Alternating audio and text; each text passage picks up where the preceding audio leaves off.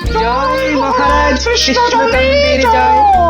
জয় মহারাজ কৃষ্ণচন্দ্রের জয়। জয় মহারাজ কৃষ্ণচন্দ্রের জয়। বসো বসো, যে যার জায়গায় বসে পড়ো। সেনাপতি, আগে বলুন মহারাজ। তোমাকে যে বলেছিলাম যুদ্ধের জন্য নতুন অস্ত্র কেনার কথা, তা সেই কাজটা কি হয়েছে? হ্যাঁ, একদম ভুলে গেছি মহারাজ।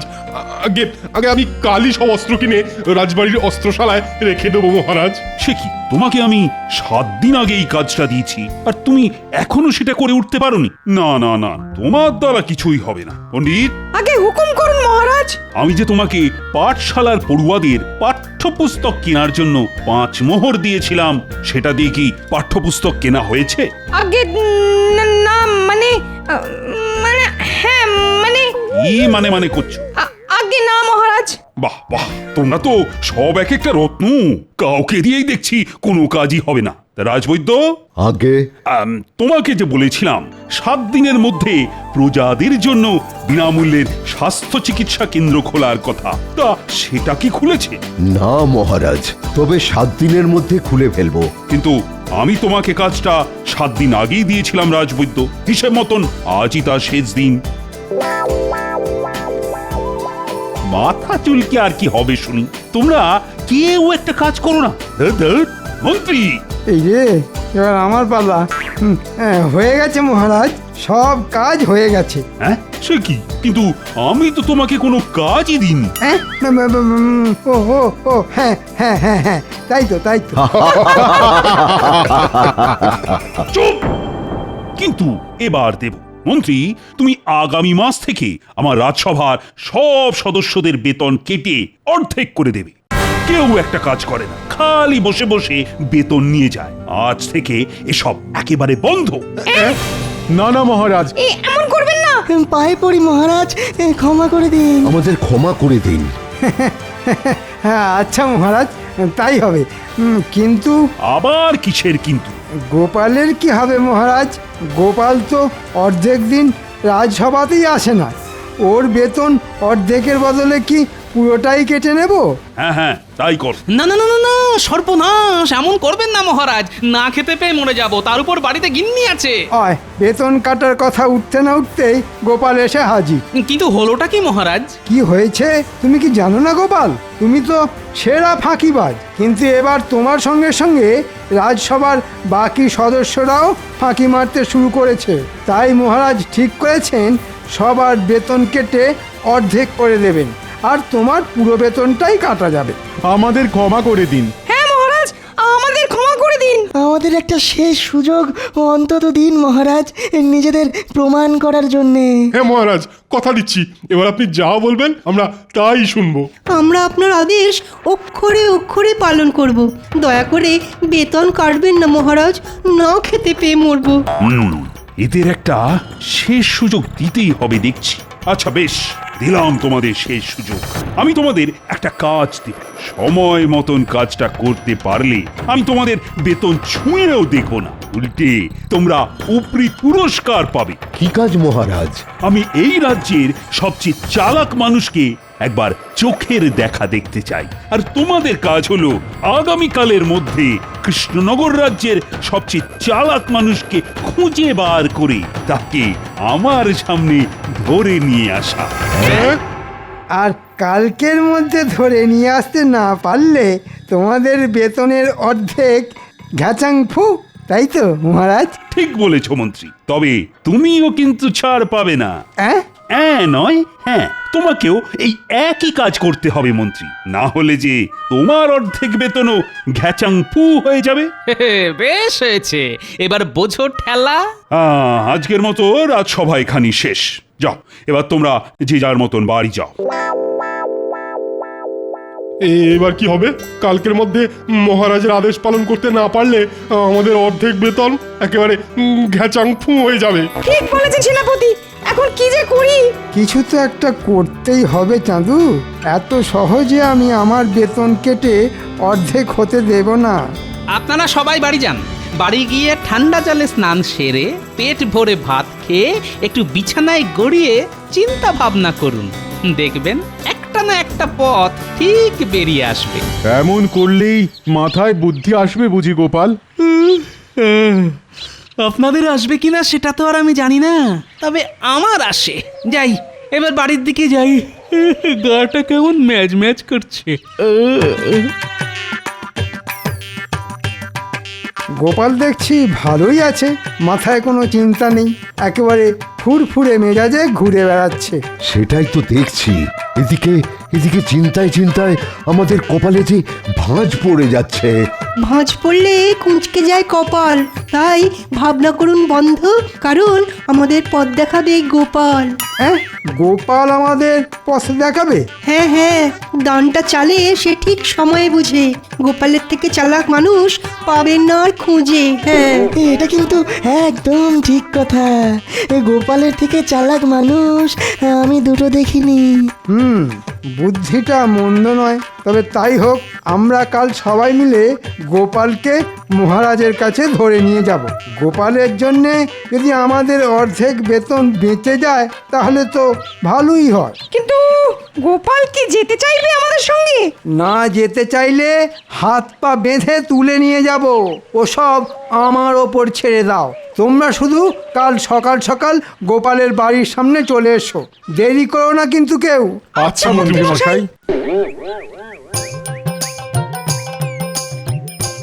মহারাজের মাথায় যে কখন কি চাপে সে শুধুমাত্র ভগবানই জানেন। বলেন কিনা এই রাজ্যের সবচেয়ে চালাক মানুষকে খুঁজে আনতে। আরে বাবা, গোপাল ভাঁড়ের থেকে চালাক মানুষ এই রাজ্যে খুঁজলে দুটো পাওয়া যাবে না, এটা মহারাজ খুব ভালোভাবেই জানেন। কিন্তু মহারাজের আদেশ, আর আমাকে মহারাজের আদেশ পালন করতেই হবে, না হলে বেতন ঘেঁচাং ফু। পেয়েছি, একটা উপায় খুঁজে পেয়েছি।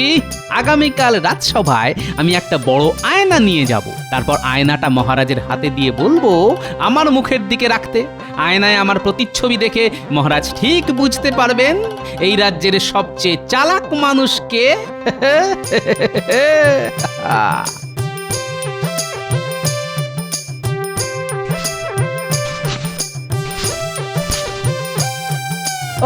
ওই এতক্ষণে আসার সময় হলো তোমার?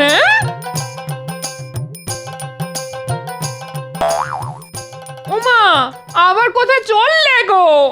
একটা বড় দেখে আয়না কিনতে। কাছে পয়সা ছিল না তো, তাই ঘরে এসেছিলাম পয়সা নিতে।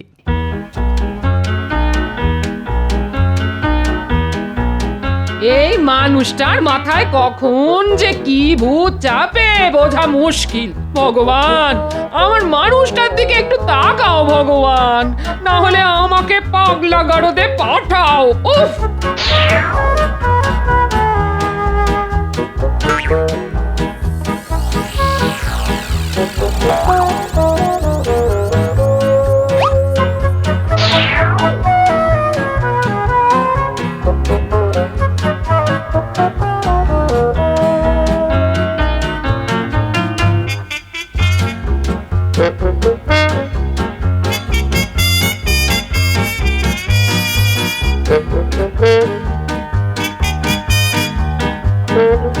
গোপাল দাদু, কোথায় যাচ্ছ? বাড়ি যাচ্ছিলেন ন্যাপলা? তোমার হাতে ওটা কি গো গোপাল দাদু? এটা এর মধ্যে আছে কৃষ্ণনগরের সবচেয়ে চালাক মানুষ। তাই নাকি? আমরাও দেখবো গোপাল দাদু, আমরাও দেখবো তাকে। আমরাও দেখবো গোপাল দাদু। আচ্ছা দাঁড়া, তাহলে দেখাচ্ছি তোদের। এই দেখ, এটা তো তুমি গোপাল দাদু। ঠিক বলেছিস, আমি হলাম এই রাজ্যের সবচেয়ে চালাক মানুষ। কি মজা, কি মজা! আমাদের দাদু সবচেয়ে চালাক। এই আনন্দে আমাদের মাখা সন্দেশ খাওয়াও না গোপাল দাদু। অমনি না, এখনো সব হবে না, পরে খাওয়াবো। দাদু যদি চালাক হয়, নাতি নাতনিরাও কিছু কম যায় না। ও, গোপাল তাহলে কাল রাজসভায় এই আয়নাটা নিয়ে যাবে। আয়নায় নিজেকে দেখিয়ে মহারাজের কাছ থেকে নিজের বেতন বাঁচানোর ফন্দি করছে। কিন্তু মন্ত্রী থাকতে এটা তো হবে না। আজ রাতেই এই আয়নাকে একেবারে ভেঙে টুকরো টুকরো করে দেব আমি। তখন দেখবো গোপাল, কাল তুমি রাজসভায় কি নিয়ে যাও।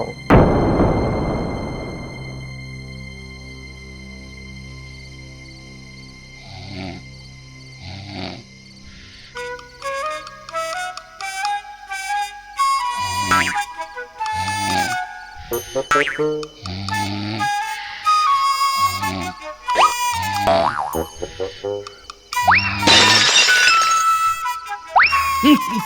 কে মাঝরাতে কিসের আওয়াজ হলো বলো তো? সর্বনাশ! এ কি?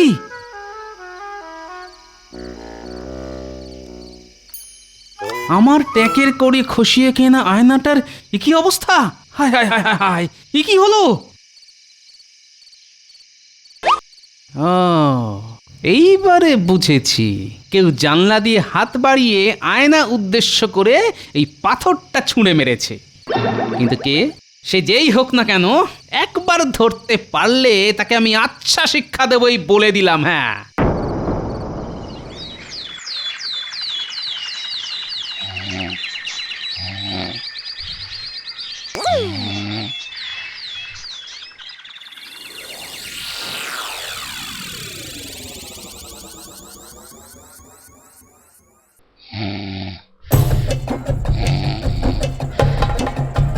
এই সুযোগ মন্ত্রী মশাই, গোপাল এখন গভীর নিদ্রায়। ঘুমের মধ্যে গোপালকে তুলে নিয়ে গেলেই গোপাল সেটা ঘুণাক্ষরেও টের পাবে না। তবে তাই করি।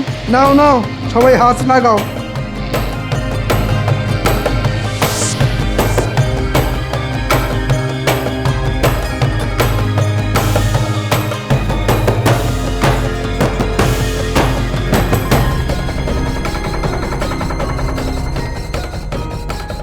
আস্তে আস্তে এইখানে রাখুন।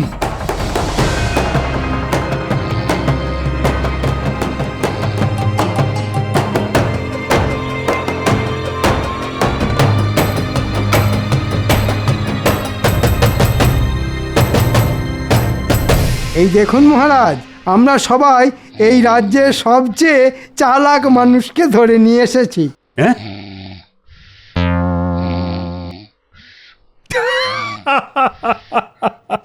বাহ বাহ বাহ, তোমরা দারুণ কাজ করেছো দেখছি। সত্যি গোপালের থেকে চালাক মানুষ এই রাজ্যে আর দুটি নেই। আমিও আমার কথা রাখবো। তোমরা এই মাসে পুরো বেতনটাই পাবে, আর সঙ্গে পাবে উপহার। বেতন? উপহার? কোথায় কোথায় বেতন? কোথায় উপহার? এই যে গোপাল, বেতন আর উপহারের কথা শুনে ঘুম ভেঙে গেল নাকি তোমার? এ কি, আমি রাজসভায় কখন এলাম? তুমি নিজে আসনি গোপাল, আমরা তোমাকে তুলে নিয়ে এসেছি, বুঝলে? হ্যাঁ নয় গোপাল, হ্যাঁ, তুমি বাদে আমার রাজসভার বাকি সদস্যরা তোমাকে আমার সামনে নিয়ে এসে আমার আদেশ পালন করেছে। এবার তোমার পালা গোপাল। এই রে, এবার কি হবে? গোপাল খালি হাতে এসেছে মহারাজ, এবার গোপালের বেতন কাটা যাবে। মহারাজ, সবাই আমাকে আপনার কাছে ধরে নিয়ে এসেছে কেন জানেন? জানি গোপাল, সবাই মনে করে তুমি হলে এই রাজ্যের সবচেয়ে চালাক মানুষ। আগে তা আপনি ঠিকই বলেছেন মহারাজ। আমার বুদ্ধি এখানে উপস্থিত সবার থেকে বেশি, তাই সবাইকে যে কাজটা করতে দিয়েছেন, আমাকেও সেই কাজটা দিলে আমার বুদ্ধির অসম্মান করা হয় নাকি? তাই তো, তোমাকে এর থেকেও কঠিন কাজ দেওয়া উচিত আমার। তাই দিন মহারাজ, তাতে করে হাতে কিছুটা সময় অন্তত পাওয়া যাবে। ওসবের কি দরকার মহারাজ? আপনি বরং গোপালের এই মাসের পুরো বেতনটাই কেটে নিন। না না না না, তা কি করে হয়? গোপাল হলো এই রাজ্যের সবচেয়ে চালাক মানুষ। গোপাল, আগে বলুন মহারাজ। তোমাকে এই রাজ্যের সবচেয়ে চালাক মানুষ না, সবচেয়ে চালাক পশুকে খুঁজে আনতে হবে, এবং সেটা আমার সামনে প্রমাণও করতে হবে। তোমার হাতে কিন্তু একদিন সময়। এই একদিনের মধ্যে এই রাজ্যের সবচেয়ে চালাক পশু খুঁজে নিয়ে আসতে না পারলে আমি তোমাকে 1 মাসের নয় 2 মাসের বেতন কেটে নেব। সর্বনাশ! এবার গোপাল বাবাজি পালাবে কোথায়? আজকের মতো রাজসভা এখানেই শেষ। যাও গোপাল, তুমিও বাড়ি যাও। কাল রাজসভায় আমি এই রাজ্যের সবচেয়ে চালাক পশুকে দেখতে চাই কিন্তু। গোপাল, এবার তোমার 2 মাসের বেতন ঘ্যাচাংফু হলো বলে। না না না, এত সহজে আমি হার মানব না। আমি হলাম গোপাল ভাঁড়, তোমার নাম গোপাল ভাঁড় আর কপাল ভাঁড়। কালকের মধ্যে এই রাজ্যের সবচেয়ে চালাক পশুকে খুঁজে বার করা মুখের কথা নয়। কি ভেবেছিলে গোপাল? মহারাজের কাছে নিজের বুদ্ধির কথা বলে আমাদের থেকে দ্বিগুণ উপহার হাতিয়ে নেবে? হ্যাঁ, সে ঘুরে বালি। কথায় আছে, অতি চালাকের গলায় দড়ি। তোমার হালও সেই রকমই হবে, বুঝেছো? কাজটা ঠিক করলাম না। এই যে পুরো হিতের বিপরীত হয়ে গেল। 1 মাসের বেতন বাঁচাতে গিয়ে এখন 2 মাসের বেতন যেতে বসেছে। এই রাজ্যের সবচেয়ে চালাক পশুকে খুঁজে না পেলে আমাকে যে আগামী 2 মাস না খেয়ে থাকতে হবে। শেয়াল। শেয়াল হলো সবচেয়ে ধূর্ত পশু। পেয়েছি।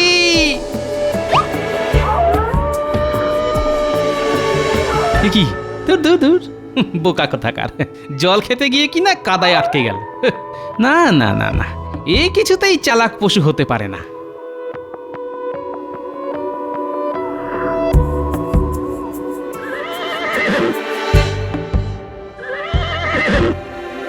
এই দেখ, পাশে একটা বড় গাছের ছায়া থাকতে এই ঘোড়াটা রোদের মধ্যে দাঁড়িয়ে হাঁপাচ্ছে। ধুর, এও চালাক নয়।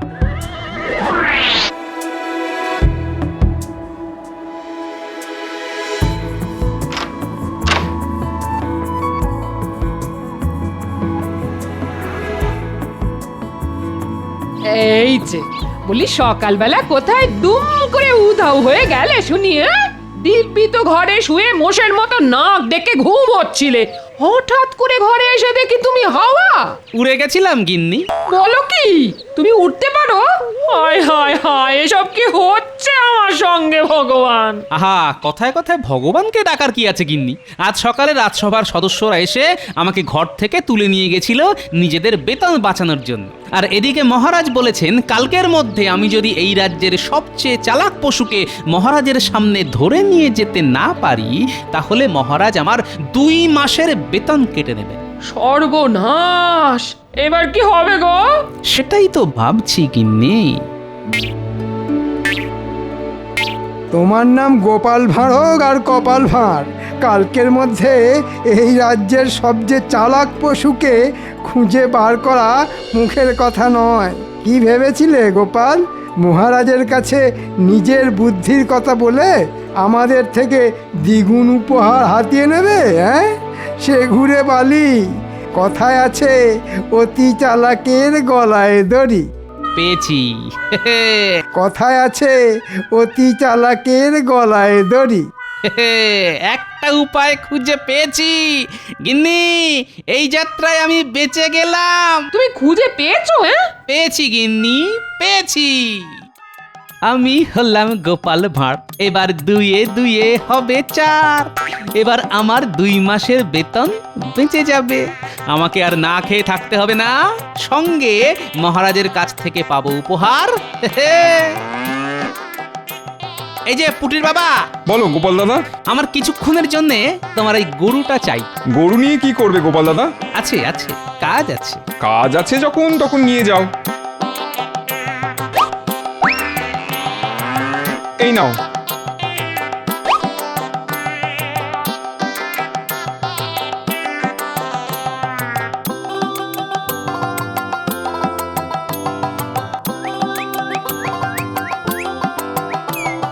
মহারাজ দেখবেন, আজও গোপাল ডুব মারবে। আজ গোপাল ডুব মারলে না 2 মাসের বেতন নয়, গোপালকে আমি সারা জীবনের মতন রাজসভা থেকে বহিষ্কার করব। আরে গোপাল! আগে সেটা আর হচ্ছে না মহারাজ। গোপাল এসে গেছে এবং সঙ্গে করে নিয়ে এসেছে এই রাজ্যের সবচেয়ে চালাক পশুকে। হ্যাঁ, গরু?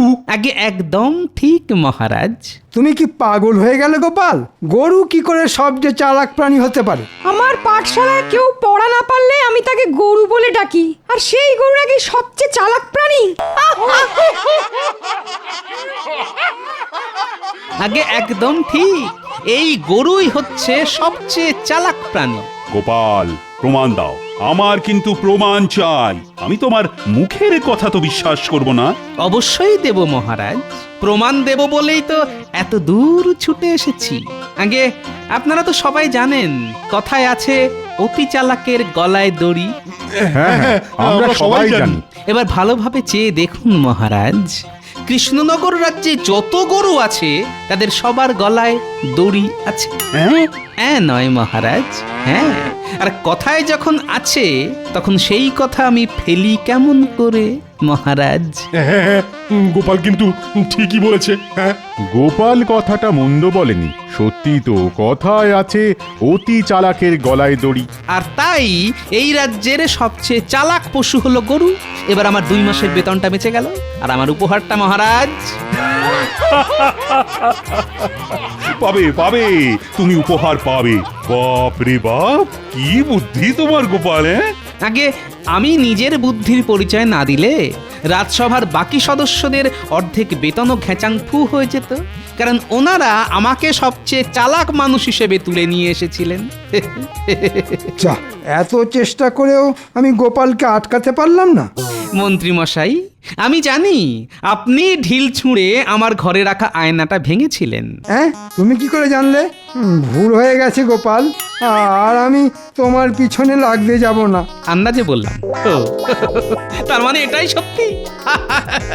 না মানে মন্ত্রী, তুমিও দেখছি কম যাও না। ওরে বাবা রে, পালাও পালাও!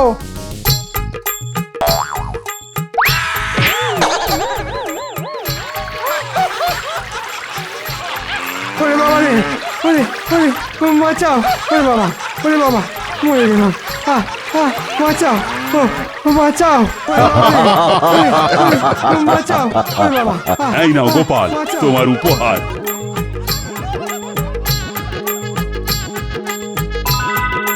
তোমার মতন চালাক মানুষ এই রাজ্যে কেন, গোটা পৃথিবীতেও নেই।